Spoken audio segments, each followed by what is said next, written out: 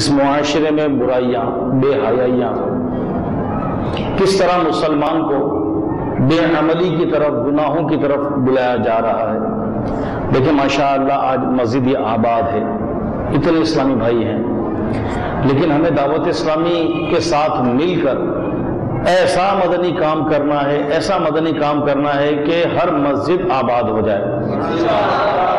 اور جیسا کہ میرے شیخ طریقت امیر اہل سنت بانی دعوت اسلامی حضرت علامہ مولانا ابو بلال محمد الیاس عطار قادری رضوی ضیائی دامت برکاتہم عالیہ نے ہمیں ایک مدنی مقصد بھی عطا فرمایا ہے کہ مجھے اپنی اور ساری دنیا کے لوگوں کی اصلاح کی کوشش کرنی ہے انشاءاللہ عز و جل۔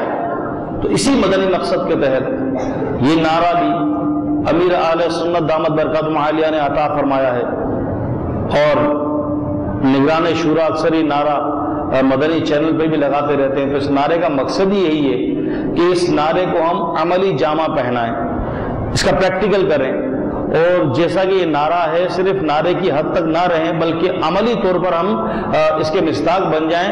وہ نعرہ کیا ہے کہ مسجد بھرو تحریک، مسجد بھرو تحریک۔ دعوت اسلامی